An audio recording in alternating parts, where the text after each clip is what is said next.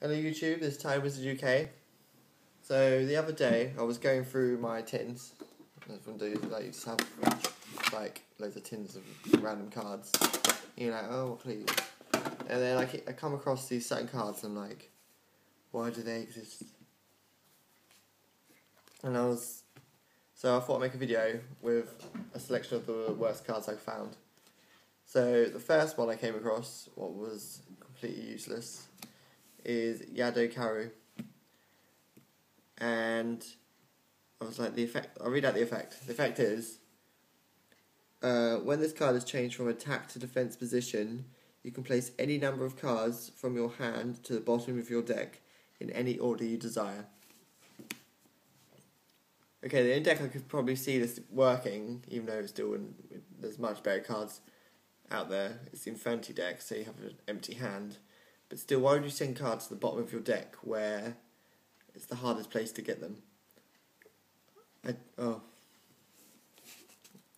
it's got a 900 attack and 1-7 defense. The defense is alright, the attack's rubbish, but its effect is so naff. Okay, that was one of the cards.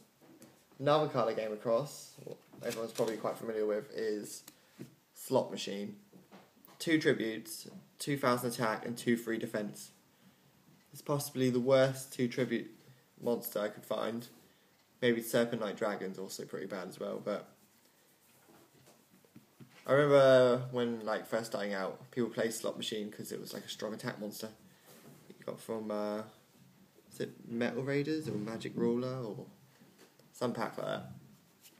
But yeah, Slot Machine, rubbish. And the worst card I found, where everyone's probably got loads of copies of because it's just everywhere. Larvae Moth.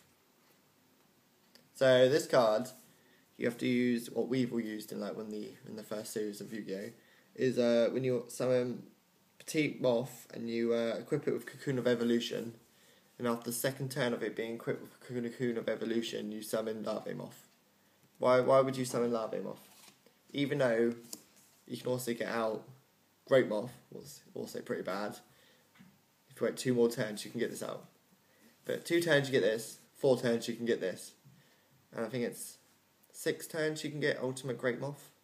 But still, this is crap. Why would you wait 2 turns of equipping Cocoon of Evolution to the Larvae Moth? Why would you even play Larvae Moth and Cocoon of Evolution? I don't understand. But yeah. Now, another card, I used to have loads of these because it was rare when it came out in the packs, was it Nuvi the Wicked? So, the effect of this one, if this monster is normal summoned, destroy this card. 0, right, okay. But you think, oh, it's got 2000 attack, it's a 4-star. You're like, oh, it must be good. But then you read its other effect.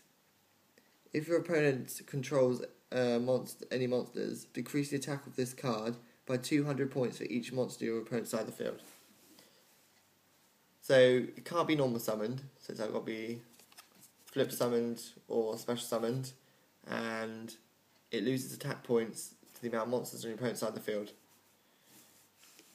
I remember when I used to got this in a pack for the first time, and I was like, oh, 2000 attack monster, 4 stars, and the red effects was like, this is rubbish. So I just kept my Gemini elves. Okay. Bad card. And another awful card, I think this is the last one, I'm going to do another video with some more awful cards I found, is the Inexperienced Spy. So, it's a spell card, and you select one card in your opponent's hand, and you look at it. So you draw a card, you draw this, and you're like, oh, I can see one card in my opponent's hand. Why would you put this in your deck? It has no use.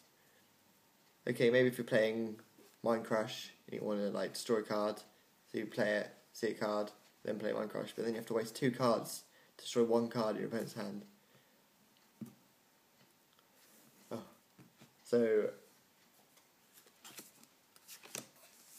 awful cards.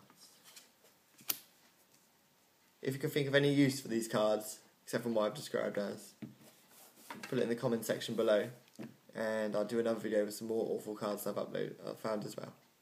This is Time with UK, and out.